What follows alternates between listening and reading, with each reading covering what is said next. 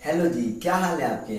आज हम बात करने वाले हैं क्लास 10 चैप्टर 9 हेरिडिटी के बारे में। क्योंकि इसके बारे में हम इसलिए बात करने वाले हैं क्योंकि बहुत सारे बच्चों को इस चैप्टर के रिगार्डिंग बहुत सारे डाउट्स बन रहे हैं कि समझ में नहीं आ रहा प्रॉपर कि ये हेरिडिटी है क्या बेसिकली, और क्या क्या उसके अंदर क्वेरीज हैं, क्या क्या उसके अंदर टर्म्स हैं, और किस तरीके से जो ग्रेगोर जॉन मेंडल थे उन्होंने क्या क्या एक्सपेरिमेंट्स किए थे और किस तरीके से उन्होंने जेनेटिक्स को डिफाइन किया था। तो चलिए सबसे पहले बात करते हैं हम जेनेटिक्स के बारे में कि जेनेटिक्स क्या होता है। तो सबसे पहले लिखते हैं हम जेनेटिक्स। जेनेटिक्स क्या होता है बेसिकली कि जेनेटिक्स बायोलॉजी की ब्रांच है। सिंपल सा याद रखना है एकदम। जेनेटिक्स क्या है? Genetics is the branch of biology, यानी कि जेनेटिक्स किसकी ब्रांच है? बायोलॉजी की ब्रांच है, जो डील करती है किसके साथ? डील करती है कि जो कैरेक्टर्स ट्रांसफर हो रहे हैं, यानी कि इसको बोल सकते हैं इनहेरिटेंस। ये दो चीजों के साथ डील करता है। किसके साथ? Inheritance and variation. Inheritance and variation. तो अब हमें पता लगे जेनेटिक्स क्या होता है। Genetics is the branch of biology that deals with the study of inheritance and variation, यानी कि जो इनहेरिटेंस और वेरिएशन को डील करती है उसको बोलते हैं हम जेनेटिक्स। और ये ब्रांच किसकी है? बायोलॉजी की। सेकंड पॉइंट पे आता है इनहेरिटेंस और सेकंड आता है वेरिएशन। तो इनहेरिटेंस बेसिकली हेरिडिटी होता है। और क्या हेरिडिटी होता है कि जिसमें कैरेक्टर्स ट्रांसफर होते हैं। ट्रांसफर ऑफ कैरेक्टर्स में हम ट्रेड्स भी बोल सकते हैं, ठीक है, फीचर्स, ठीक है, कुछ भी आप बोल सकते हैं। कैरेक्टर्स, ट्रेड्स, फीचर ये ट्रांसफर होते हैं। क्या होते हैं? ट्रांसफर होते हैं। और किसमें ट्रांसफर होते हैं? यानी कि ये ट्रांसफर होते हैं पेरेंट्स टू न्यू जनरेशन, ठीक है। यानी कि पेरेंट से न्यू जनरेशन में कैरेक्टर्स का ट्रांसफर होना क्या होता है? इनहेरिटेंस होता है, ठीक है। अब सेकंड पॉइंट पे आते हैं वेरिएशन। वेरिएशन को समझना बड़ा आसान है। वेरिएशन क्या होता है बेसिकली कि वेरिएशन, अब देखिए, अब मान के चलिए आप घर में 3-4 भाई बहन है, 2 भी भाई बहन है, तो क्या होता है कि आप अपने मम्मी पापा के जैसे दिखते हैं लेकिन एग्जैक्ट उनके सिमिलर एकदम नहीं होते। एग्जैक्ट उनकी कॉपी, एग्जैक्ट सेम उनके नहीं होते। तो उसको क्या बोलते हैं? वेरिएशन बोलते हैं। यानी कि जो इंडिविजुअल्स होते हैं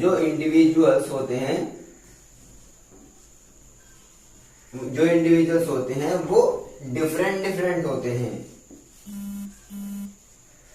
होते हैं। और दोनों बेसिस पे। कौन कौन सा? सबसे पहला आता है मॉर्फोलॉजिकल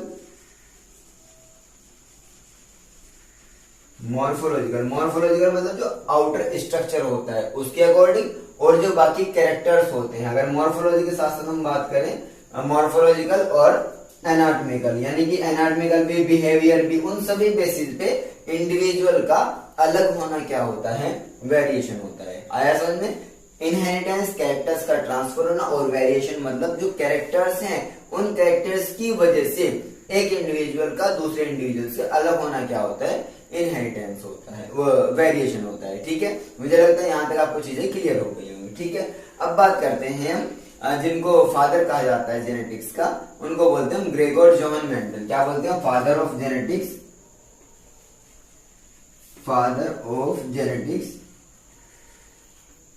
उनको बोलते हैं ग्रेगोर जॉन मेंडल। ये ग्रेगोर जॉन मेंडल हैं, तो ये क्या है? ये जेनेटिक्स के फादर हैं। अब इसमें बहुत सारी टर्म्स आने वाली हैं कि वो टर्म्स क्या क्या होती है। तो इसको मैं इरेज करता हूँ, फिर मैं आपको टर्म्स बताता हूँ, ठीक है। तो अब बात करते हैं हम टर्म्स के बारे में कि इसमें क्या क्या टर्म्स आने वाली हैं। तो इसमें सबसे पहली टर्म आती है क्रोमोसोम। क्रोमोसोम क्या होते हैं बेसिकली कि chromosome are the condense form of DNA, यानी कि डीएनए की कंडेंस फॉर्म क्या होती है? क्रोमोसोम होती है बेसिकली। और क्रोमोसोम का स्ट्रक्चर किस तरीके का होता है? इस तरीके का होता है, ठीक है। तो क्रोमोसोम क्या होता है? Chromosome are the condense form of DNA, यानी कि डीएनए की जो कंडेंस फॉर्म होती है वो क्या होते हैं, क्रोमोसोम्स होते हैं। चीजें क्लियर हैं, यानी कि इनके अंदर ही डीएनए होता है जिसकी वजह से इनहेरिटेंस, जिसकी वजह से कैरेक्टर्स क्या होते हैं, ट्रांसफर होते हैं। ठीक है, अब इसके बाद एक सेकंड पॉइंट आता है क्रोमेटिन, यानी कि यहाँ पे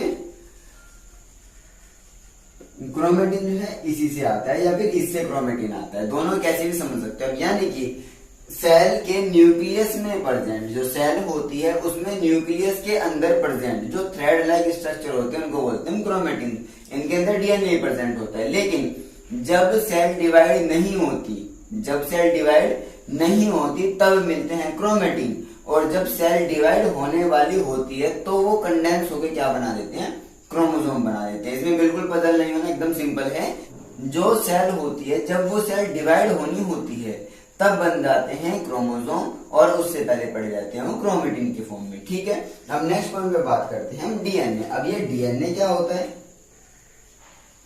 डीएनए की फुल फॉर्म होती है deoxy ribo nucleic acid, deoxy ribo nucleic acid, यानी कि वो एसिडिक सब्सटेंस जो न्यूक्लियस के अंदर प्रेजेंट होता है, जिसके अंदर राइबोज शुगर और जिसके अंदर ऑक्सीजन, एक ऑक्सीजन उसके राइबोज शुगर से हट जाता है, यानी कि राइबोज शुगर की फॉर्म जो न्यूक्लियस के अंदर एसिडिक सब्सटेंस प्रेजेंट होता है उसको बोलते हैं डीएनए।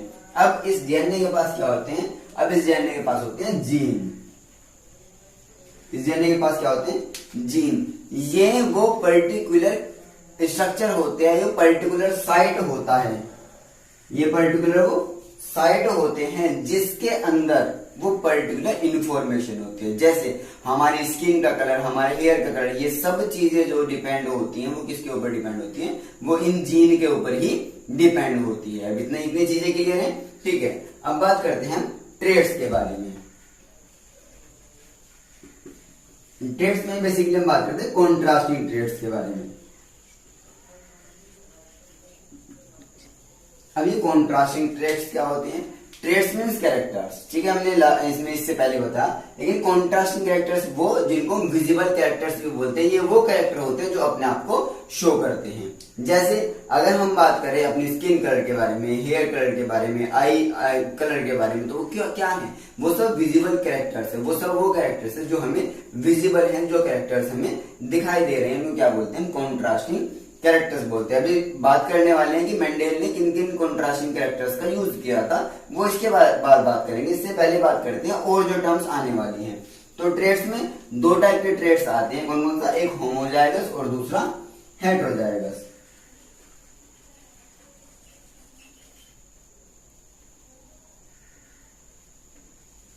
होमोजाइगस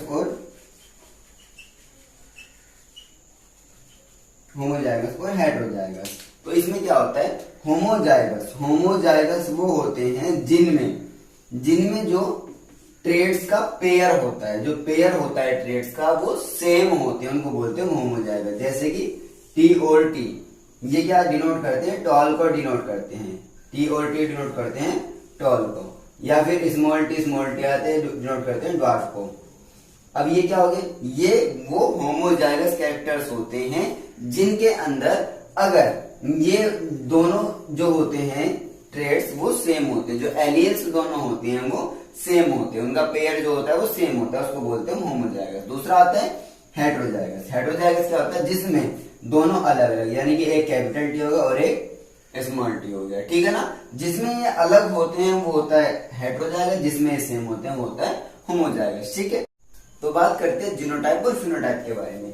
जीनोटाइप मीन्स जो जेनेटिक मेकअप होता है, यानी कि ये जो दोनों एलील्स बने हुए हैं इनसे जो ऑर्गेनिज्म है फॉर्म हुआ उसको बोलते हैं जीनोटाइप। और दूसरा आता है फिनोटाइप।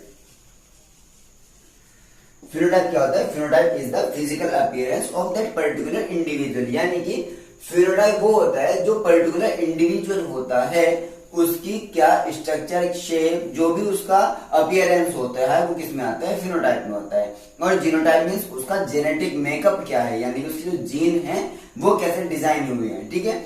अब इसमें होमोजाइगस हेटेरोजाइगस हम कर चुके हैं। अब एक और दो टर्म और आते हैं जिसमें आता है डोमिनेंट और रिसेसिव ट्रेट्स। डोमिनेंट और रिसेसिव क्या होता है, देखिए जो ट्रेट्स पेयर में दोनों सेम होने के बाद अपने आप को शो करते हैं उसको बोलते हैं रिसेसिव। यानी कि अगर ये टी दोनों पेयर में है, शो कर रहे हैं, तो ये हो जाता है रिसेसिव। लेकिन जो डोमिनेंट होता है वो अगर अकेला भी होगा वो अपने आप को एक्सप्रेस करेगा, उसको बोलते हैं हम डोमिनेंट ट्रेट। समझ रहे हो, डोमिनेंट कहते हैं ना स्कूल में क्लास में कि भाई ये स्टूडेंट ऐसा है, ये मेरा फ्रेंड ऐसा है कि ये डोमिनेंट नेचर का है। डोमिनेंट नेचर मीन्स वो अपने आप को एक्सप्रेस करता है, अपने आप को दूसरे के ऊपर शो करता है कि मैं दूसरे ज्यादा पावरफुल हूँ। सेम है वही कंडीशन यहाँ पे आती है कि ये वाला ट्रेट अपने आप को पावरफुल शो कर रहा है, मीन्स ये क्या है, ये डोमिनेंट है। और ये क्या हो जाता है, रिसेसिव। ये स्मॉल टी क्या हो जाता है, रिसेसिव। और ये क्या हो गया, डोमिनेंट। अब क्या है कि अगर स्मॉल टी पेयर में होगा, यानी कि अगर होमोजाइगस होगा, तो ये क्या होगा, ये अपने आप को एक्सप्रेस करेगा। लेकिन अगर ये हेटेरोजाइगस जिसमें कैपिटल स्मॉल टी, तो क्या होगा, ये जो कैपिटल टी है वो डोमिनेंट होगा और जो स्मॉल टी है वो यहाँ पे रिसेसिव होगा। तो मुझे लगता है यहाँ पे आपको सभी टर्म्स क्लियर हो गई होंगी। अब हम बात करने वाले हैं ग्रेगोर जॉन मेंडल का एक्सपेरिमेंट किसके ऊपर हुआ था और उसमें क्या क्या उन्होंने अपने एक्सपेरिमेंट्स किए थे। तो अब बात करते हैं कि जो फ्लावर था कि जो ग्रेगोर जॉन मेंडल थे, उन्होंने क्या क्या कॉन्ट्रास्टिंग कैरेक्टर्स लिए थे अपने एक्सपेरिमेंट्स में। जिसमें कुछ कैरेक्टर्स आते हैं वो बेसिकली 7 कैरेक्टर्स होते हैं। वो 7 कैरेक्टर क्या क्या होते हैं उसके बारे में बात करते हैं। सबसे पहला कैरेक्टर आता है, जो फर्स्ट कैरेक्टर होता है, फर्स्ट कैरेक्टर आता है उसमें कि फ्लावर की पोजीशन, कि फ्लावर की पोजीशन क्या होती है।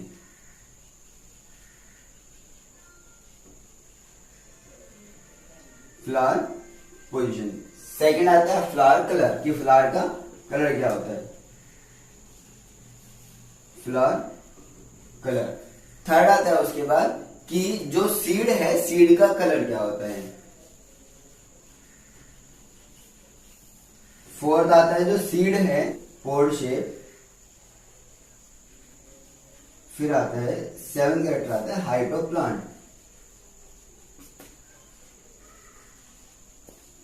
तो ये उन्होंने 7 कैरेक्टर्स लिए थे जिनके थ्रू उन्होंने बताया कि क्या जेनेटिक्स होता है बेसिकली, और उसका क्या रोल होता है कि किसी भी इंडिविजुअल को बनाने में और उसके कैरेक्टर्स को डिसाइड करने में। तो बेसिकली क्या होता है इसमें, अगर हम बात करें इसमें ट्रेड्स के बारे में, मैंने आपको डोमिनेंट और रिसेसिव बताया ना, तो डोमिनेंट और रिसेसिव दोनों के बारे में बात करते हैं कि क्या क्या होते हैं, ठीक है। तो यहाँ पे मैं डी लिख देता हूँ डोमिनेंट ट्रेड, और यहाँ पे मैं आर लिख देता हूँ रिसेसिव के लिए, ठीक है।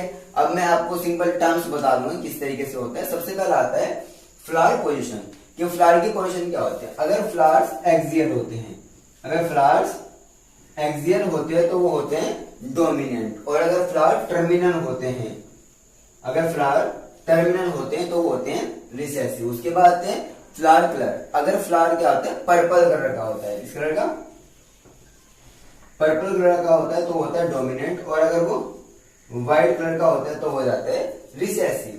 सेकंड आता है सीड कलर। सीड कलर में आता है येलो, येलो आता है डोमिनेंट और ग्रीन आता है रिसेसिव में। अगर हम बात करें सीड शेप की, सीड शेप आता है राउंड, राउंड और रिंकल, रिंकल आता है उसमें रिसेसिव में, और डोमिनेंट में आता है राउंड। उसके बाद आता है पोड कलर, पोड कलर में आता है ग्रीन कलर और येलो कलर। अगर पोड किसकी होती है, ग्रीन कलर की, तो वो होती है डोमिनेंट, और येलो कलर की होती है रिसेसिव। उसके बाद आती है पोड शेप, वही पोड शेप आती है जैसे हमने सीड वाला किया, वो सेम पोड शेप वाला आता है कि अगर पोड इनफ्लैटेंट होती है, इनफ्लैटेंट होती है तो वो होगी डोमिनेंट, और अगर वो इनफ्लैटेंट नहीं है यानी कि वो कैसी है, कॉन्स्ट्रक्टेड है, तो वो क्या आती है, तो वो आती है रिसेसिव में, ठीक है। उसके बाद आता है हाइट ऑफ प्लांट। अगर प्लांट टॉल है तो वो होता है डोमिनेंट, और अगर वो ड्वार्फ है तो वो आता है रिसेसिव में, ठीक है। तो अब मैं वापस से रिपीट करता हूं इन 7 कैरेक्टर्स को क्या क्या समझने के लिए कि ये है क्या। बेसिकली इसमें आता है कि फ्लावर पोजीशन, अगर फ्लावर कैसा होता है एक्सियल, यानी कि टिप पे मिल रहा है तो वो होता है डोमिनेंट, और अगर टर्मिनल पे मिल रहा है मींस वो ब्रांच के बराबर में मिल रहा है तो वो होता है रिसेसिव ट्रेट। उसके बाद फ्लावर कलर पर्पल कलर का है तो वो डोमिनेंट, और व्हाइट कलर का है तो वो रिसेसिव।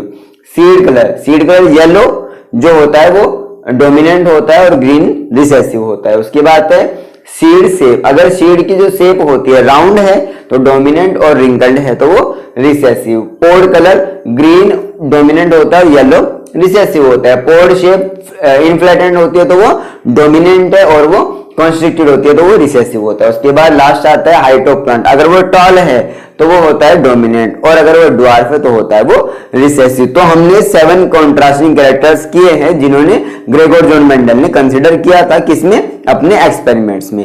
अब हम बात करने वाले हैं कि उन्होंने अपने एक्सपेरिमेंट में क्या क्या एक्सपेरिमेंट्स को परफॉर्म किया था बेसिकली। तो हम 2 पॉइंट पे बात करते हैं कि उन्होंने जो टेक्निक यूज की थी बेसिकली आर्टिफिशियल हाइब्रिडाइजेशन में हम 2 टेक्निक यूज करते हैं जिसमें हम अपने अकॉर्डिंग पॉलिनेशन कराते हैं। उन टेक्निक्स के बारे में बात करते हैं, इसको इरेज करते हैं पहले। तो इसमें आर्टिफिशियल हाइब्रिडाइजेशन के लिए जो टेक्निक यूज की जाती है वो बेसिकली 2 होती है। कौन कौन सी, यहां पे सबसे पहले मैं लिख देता हूं आर्टिफिशियल हाइब्रिडाइजेशन। आर्टिफिशियल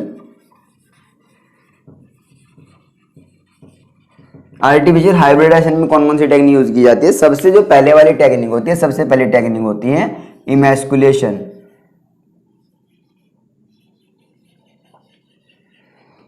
इमैस्कुलेशन क्या होता है बेसिकली कि जो फ्लावर होता है, फ्लावर जो होता है उस फ्लावर के अंदर से जो एंथर होते हैं उन एंथर को कट कर लिया जाता है तो उसको बोलते हैं हम इमैस्कुलेशन। इमैस्कुलेशन बेसिकली क्या होता है, emasculation is the cutting of anther of that particular flower, यानी कि उस फ्लावर के एंथर को अगर कट कर दिया जाता है तो उसको बोलते हैं इमैस्कुलेशन। दूसरा आता है बैगिंग। दूसरी टेक्निक जो आती है वो क्या होती है, बैगिंग। अब ये बैगिंग क्या होती है कि जो स्टिग्मा होती है बेसिकली इसको स्टिग्मा बोलते हैं। आपको फ्लावर के पार्ट पता है ना कि फ्लावर में बेसिकली जो स्टेमन होता है, स्टेमन के अंदर फिलामेंट एंथर आते हैं जो मेल रिप्रोडक्टिव पार्ट होता है, स्टिग्मा स्टाइल और ओवरी आते हैं जो फीमेल रिप्रोडक्टिव पार्ट होता है बेसिकली। तो क्या है कि जिसमें स्टिग्मा के ऊपर पॉलिनेशन करा के हम उसको बटर पेपर से कवर कर देते हैं, उसको बोलते हैं बैगिंग। तो इन्हीं 2 टेक्निक का यूज किया जाता है आर्टिफिशियल हाइब्रिडाइजेशन में, ठीक है ना। अब 2 टेक्निक और आती है, 2 पॉइंट और आते हैं जिसमें 2 डिफरेंट क्रॉस जो ग्रेगोर जॉन मेंडल थे वो कराते हैं। वो कौन कौन से क्रॉस होते हैं, वो 2 क्रॉस होते हैं। कौन कौन से, सबसे पहला आता है मोनोहाइब्रिड क्रॉस और सेकंड आता है डाइहाइब्रिड क्रॉस।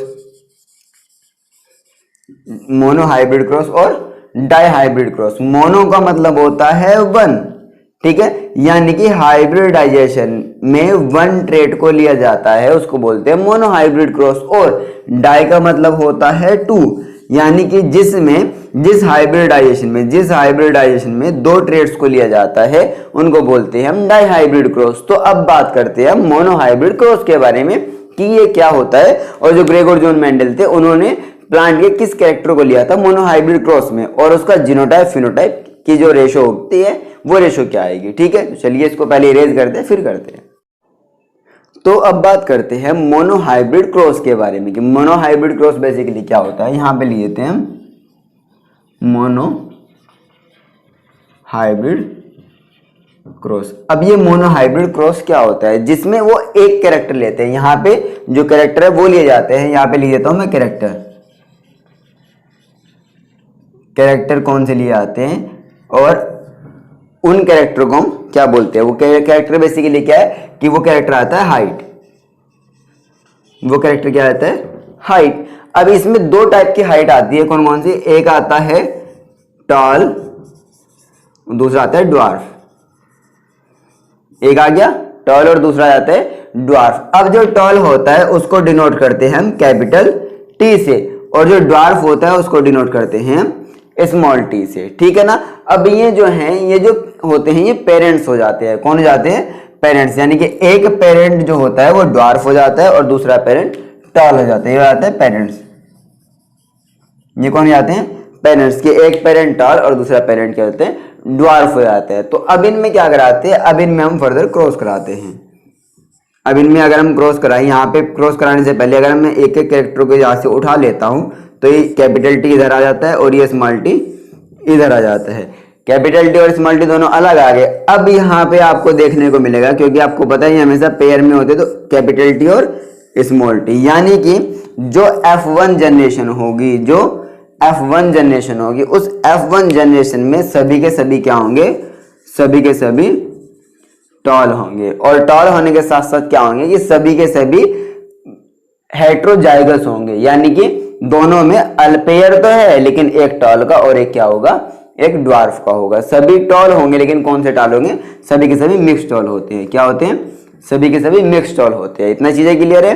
अब नेक्स्ट पॉइंट बात करें, जब इनके बीच में यहां पे हम कराते हैं सेल्फ क्रॉस, यहां पे क्या कराते हैं, सेल्फ क्रॉस। अब ये जो सेल्फ क्रॉस है उसको बनाने के लिए क्या करते हैं, हम यहाँ पे बना देते हैं प्योनेट स्क्वायर। क्या बनाते हैं हम, प्योनेट स्क्वायर। अब ये हमने प्योनेट स्क्वायर यहाँ पे बना दिया है बेसिकली। तो ये प्योनेट स्क्वायर है, इसमें क्या लेते हैं, इसमें वही जो ट्रेड्स है वो रख देते हैं यहाँ पे, capital T, small T, capital T और स्मॉल टी। अब इनकी हम क्रॉस कराते हैं।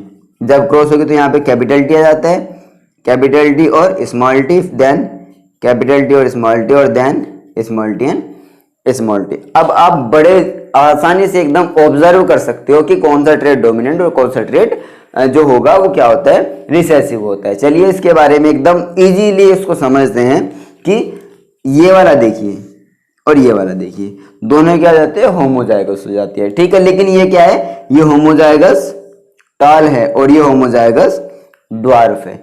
अब हम इनको देखते हैं दोनों को, ये वाला और ये वाला, ये दोनों क्या है, हेट्रोजाइगस है, लेकिन ये क्या है, टॉल है। क्यों, क्योंकि जो टी है, ये जो कैपिटल वाला मैं यहां पे लिख देता हूं, जो कैपिटल टी होता है वो अपने आप को शो कर रहा है डोमिनेंट, ये क्या शो कर रहा है, डोमिनेंट। और जो स्मॉल वाला टी होता है वो शो कर रहा है अपने आप को रिसेसिव। ठीक है ना। अब जो रिसेसिव शो करेगा वो तो भैया अगर वो पेयर में होगा तभी अपने आप को एक्सप्रेस कर सकता है। तो अब बात आती है इनकी रेशो की। अब ये जो रेशो होती है वो क्या आती है, यहां पे बात करते हैं रेशो की। तो यहां पे हमें देखने को दो रेशो मिल जाती है। पहला आता है जीनोटाइप, जीनोटाइप, और दूसरा आता है फिनोटाइप, जीनोटाइप और फिनोटाइप। अब जीनोटाइपिक रेशो और फिनोटाइपिक रेशो क्या आती है, तो देखिए सबसे पहले बात करते हैं हम फिनोटाइपिक रेशो में, यानी कि फिजिकल अपीयरेंस, वो दिखने में कैसे हैं। तो यहाँ पे देखिए, यहाँ पे एक कैपिटल टी है और यहाँ पे भी कैपिटल टी है दोनों, और यहाँ पे भी कैपिटल टी, यानी कि जो तीन हैं वो तीन क्या हो जाते हैं, टॉल हो जाते हैं। क्या हो जाते हैं, टॉल हो जाते हैं। और जो वन है वो क्या हो जाता है, वो ड्वार्फ हो जाता है। ठीक है, तो 3:1, यानी कि जो उसका फिनोटाइप आएगा वो क्या आएगा, 3:1 आएगा। और ये कौन सी जनरेशन है, ये जनरेशन होती है F2 जनरेशन।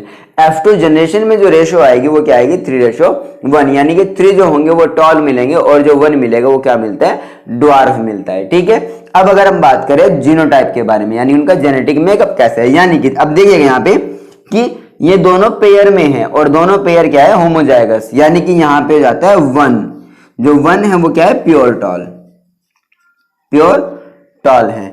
फिर वहां पे रेशो आ जाता है। अब ये इन दोनों को देखिएगा, अब ये दोनों क्या होते हैं, मिक्स, ये क्या हो जाते हैं, दो हैं, और ये क्या होते हैं, मिक्स टॉल हो जाते हैं। फिर रेशो आ जाती है और ये वाला जो बच जाता है ये क्या हो जाता है, 1, और ये क्या हो गया, प्योर ड्वार्फ।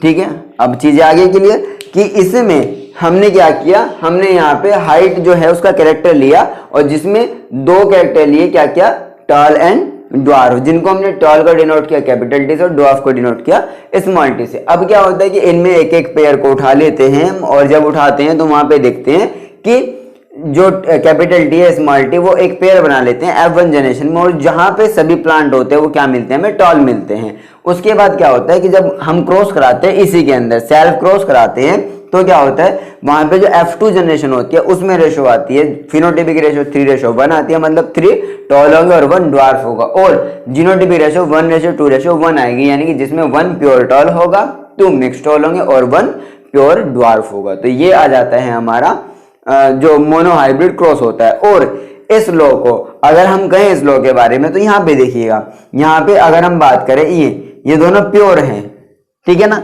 और इसमें ये दोनों सेम हैं, अगर ये दोनों सेम हैं और यहाँ पे आपको अलग अलग मिल रहे हैं तो उसको बोलते हैं हम लॉ ऑफ सेग्रीगेशन, यानी कि लॉ ऑफ सेग्रीगेशन यानी कि सेपरेशन, यानी कि जिसमें क्या होता है ये जो पेयर होते हैं वो अलग अलग हो जाते हैं, यानी कि ये सेम ना होके दोनों ट्रेट वो क्या हो जाते हैं, अलग अलग हो जाते हैं, उसको बोलते हैं लॉ ऑफ सेग्रीगेशन। और इसमें जिसमें कोई एक कैरेक्टर अपने आप को शो कर रहा है, अपने आप को डोमिनेंट दिखा रहा है और दूसरा उसमें रिसेसिव दिखा रहा है, तो इस पूरे लॉ को क्या बोल देते हैं हम, लॉ ऑफ डोमिनेंट बोल देते हैं। ठीक है ना, तो मुझे लगता है ये वाला आपको क्लियर हो गया होगा।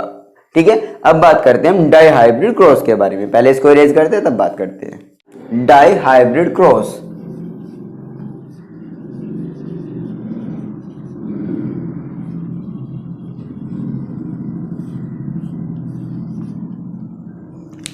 अब क्या होता है डाई हाइब्रिड क्रॉस, यानी कि डाई का मतलब दो, जिसमें दो कैरेक्टर्स लेते हैं। यहाँ पे कैरेक्टर्स, यहाँ पे दो कैरेक्टर कौन कौन से लेते हैं, वो कैरेक्टर लेते हैं, सबसे पहला कैरेक्टर लेते हैं शेप ऑफ सीड और दूसरा कैरेक्टर लेते हैं कलर ऑफ सीड, यानी कि जो सीड होता है उसकी शेप और दूसरा उसका कलर। अब इनमें भी दो आ जाते हैं कि अगर मैं यहाँ पे इनको अलग अलग बताऊं तो यहाँ पे डोमिनेंट और रिसेसिव आते हैं, इधर मैं डोमिनेंट लिखूंगा और इधर मैं रिसेसिव लिखूंगा। और कलर के बारे में बात करें तो कलर कौन कौन से आते हैं कि जो सीड की जो शेप है वो कौन सी होगी, राउंड, जो सीड की जो शेप है वो कौन सी होगी, राउंड, और उसको डिनोट करते हैं हम कैपिटल आर से, ये होती है डोमिनेंट शेप। और जो अगर हम रिसेसिव के बारे में बात करें, रिंकल, जो रिंकल्ड होता है वो आएगा स्मॉल आर से।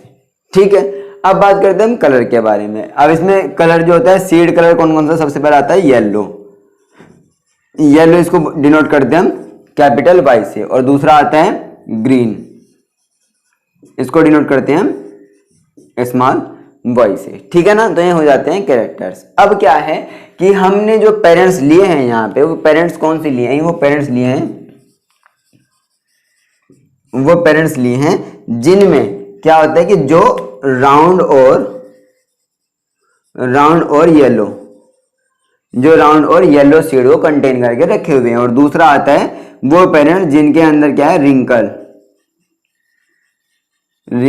और जिनके पास रिंकल्ड और ग्रीन सीड प्रेजेंट होते हैं। ठीक है, अब इनको किससे डिनोट करते हैं, राउंड और येलो को कैपिटल आर और कैपिटल वाई से डिनोट करते हैं, और रिंकल्ड येलो को स्मॉल आर और स्मॉल वाई से हम यहाँ पे डिनोट करते हैं। ठीक है, अब क्या होता है कि अब यहाँ पे कैरेक्टर आ जाते हैं निकल के कैपिटल आर और कैपिटल वाई, और यहाँ पे कैरेक्टर आते हैं निकल के स्मॉल आर और स्मॉल वाई। और जब यहाँ पे इनका क्रॉस कराते हैं फर्दर, तो यहाँ पे क्या देखने को मिलता है कि capital R small R capital Y small Y, यानी कि अब जो प्लांट है उसके जो सीड होंगे वो सीड राउंड होंगे और येलो ही होंगे, लेकिन वो क्या है, वो मिक्स हो जाते हैं। ठीक है ना, अब उसके बाद इन वाले, अब यहाँ पे जब हम क्या कराते हैं, यहाँ पे हम फर्दर क्रॉस कराते हैं, और यहाँ पे क्रॉस कराने के बाद, क्रॉस कराने से पहले जो हमें कैरेक्टर मिलते हैं वो चार कैरेक्टर मिलते हैं, कौन कौन से, कि कैपिटल आर और कैपिटल वाई, यानी कि जो सीड मिलेगा वो राउंड और येलो होगा। फिर आता है कैपिटल आर और स्मॉल वाई, यानी कि जो सीड होगा वो राउंड होगा लेकिन वो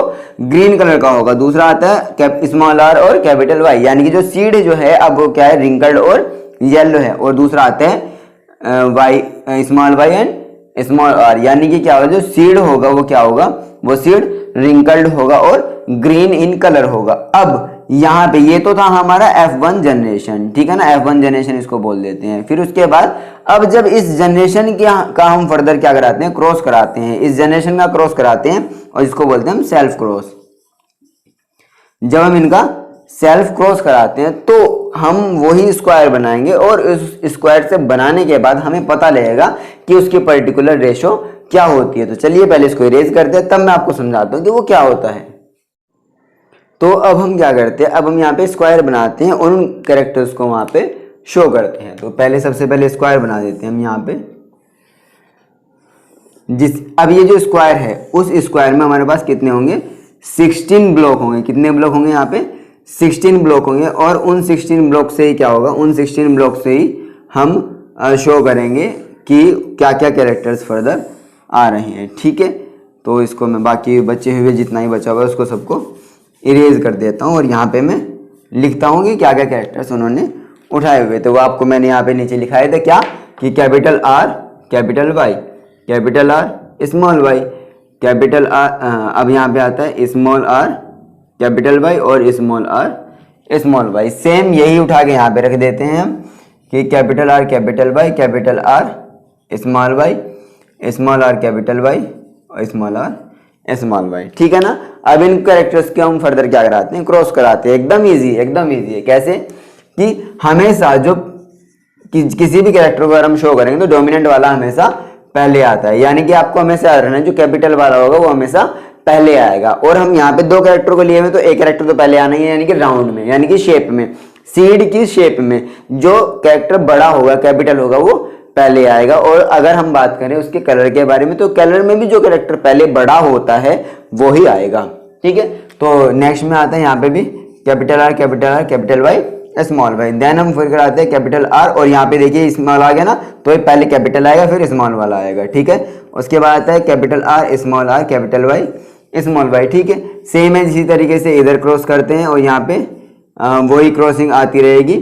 ठीक है। और इसको मतलब समझिएगा जैसे मैथ हम करते हैं ना, तो मैथ के जैसे ही ये यहाँ पे परफॉर्म हो रहा है। ठीक है ना। ठीक है। इसको हम कंप्लीट कर देते हैं फटाफट से।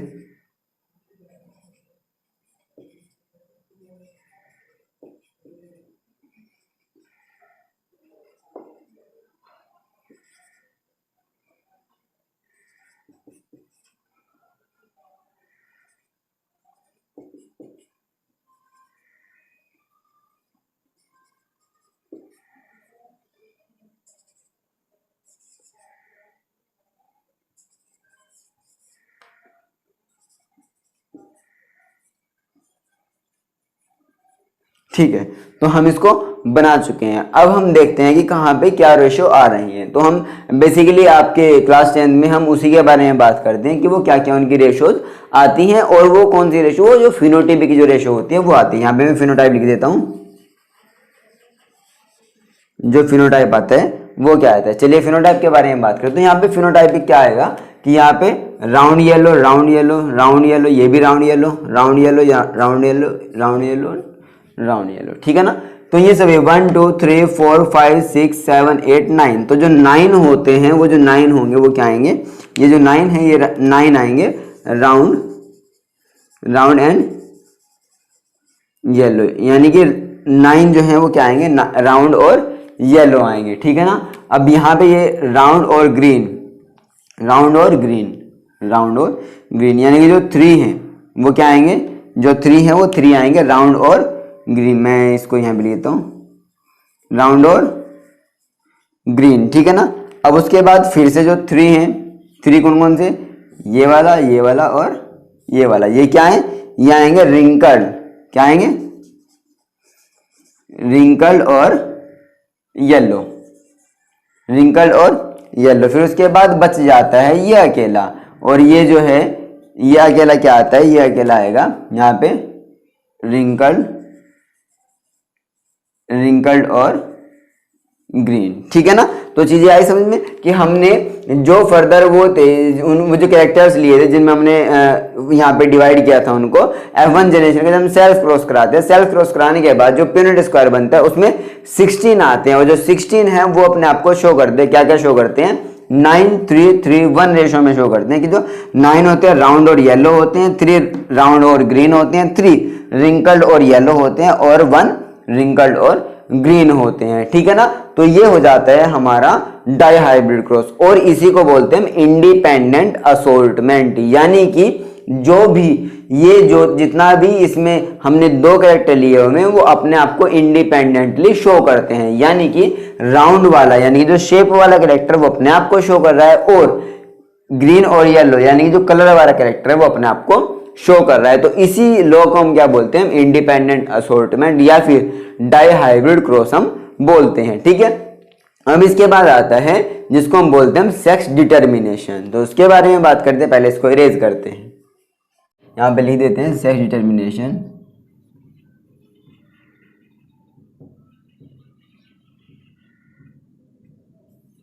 तो सेक्स डिटर्मिनेशन क्या होता है, इसको समझना बहुत ही इजी है। कैसे कि अब देखिएगा कि ये दो फैक्टर के ऊपर डिपेंड होता है। कौन कौन सा? सबसे पहला आता है इन्वायरमेंटल,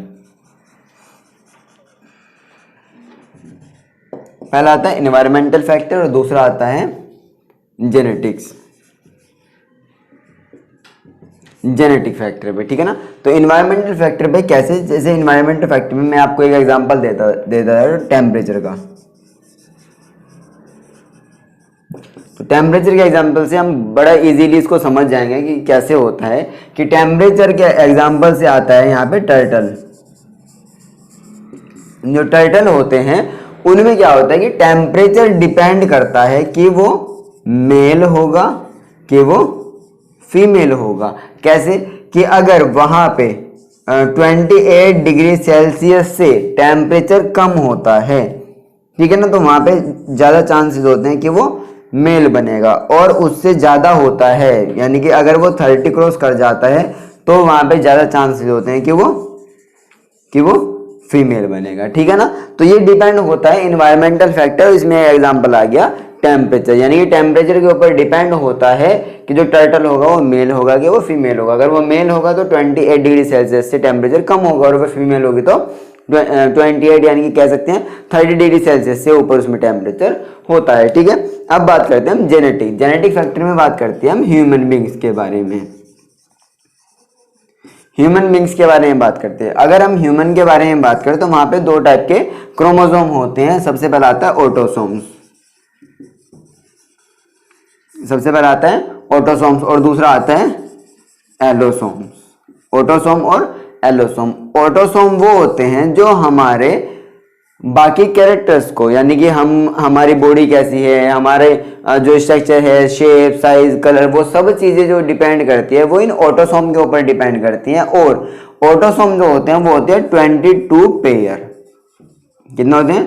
22 पेयर होते हैं। और उसके बाद अगर हम बात करें एलोसोम, जो 23rd नंबर का होता है, जो 23rd नंबर का पेयर होता है उसको बोलते हैं एलोसोम। जिसमें क्या होते हैं, जिसमें जो X और X होते हैं ये होते हैं फीमेल, और जो X और Y होता है ये होते हैं मेल, ठीक है ना।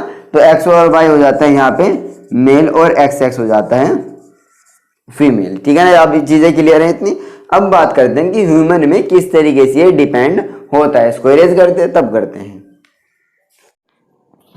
तो जो मेल होता है यहां पे लिख देते हैं मेल पेरेंट और फीमेल पेरेंट। तो मेल पेरेंट के पास कौन से होंगे? मेल पेरेंट्स के पास X और Y होंगे, ठीक है। फीमेल पेरेंट्स के पास X और X होते हैं। तो फर्दर जब हम इनकी क्रॉस कराते हैं तो यहाँ पे हम इसको चाहें तो यहाँ पे हम पीनट स्क्वायर की हेल्प से भी इसको कर सकते हैं, ठीक है ना। यहाँ पे X और X हो जाते हैं, यहाँ पे X और Y हो जाते हैं। तो हम फर्दर जब इनकी क्रॉस कराते हैं तो यहाँ पे हमें देखने को मिलेगा क्या कि ये वाला और ये वाला, ये दोनों क्या हो जाते हैं? ये दोनों हो जाते हैं मेल।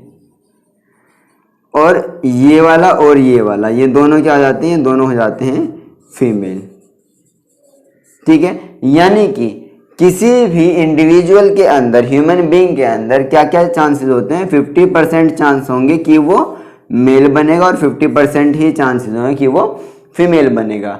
अब बात आती है कि ये डिपेंड किसके ऊपर होता है? ये डिपेंड होता है, अब देखो बड़े ध्यान से समझना, बहुत बार इसके रिगार्डिंग क्वेश्चन भी आता है। क्या कि यहाँ पे देखिए X दोनों X क्रोमोसोम हैं, तो ये X क्रोमोसोम किसके पास है? फीमेल के पास। यानी कि ये वो क्रोमोसोम है जो मेल के पास भी होंगे और जो फीमेल के पास भी होंगे, ठीक है। यानी कि इसके ऊपर फीमेल डिपेंड नहीं होती। दूसरा आता है Y क्रोमोसोम, और Y किसके पास होता है? Y होता है मेल के पास। यानी कि जो मेल इंडिविजुअल, जो मेल ऑर्गेनिज्म, जो मेल ह्यूमन बीइंग होता है उसके ऊपर डिपेंड होता है कि जो ऑफस्प्रिंग होगा वो क्या होगा? फीमेल होगा कि वो मेल होगा, ठीक है ना। बहुत बार क्वेश्चन आता है, ठीक है ना, कि जो मेल और फीमेल ऑफस्प्रिंग का होना डिपेंड किसके ऊपर होता है? तो वहां पे आप लिखोगे कि वो डिपेंड होता है मेल के ऊपर, क्योंकि Y क्रोमोसोम मेल के पास ही होता है। और अगर वो स्पर्म Y क्रोमोसोम को कैरी करता है और वो फर्दर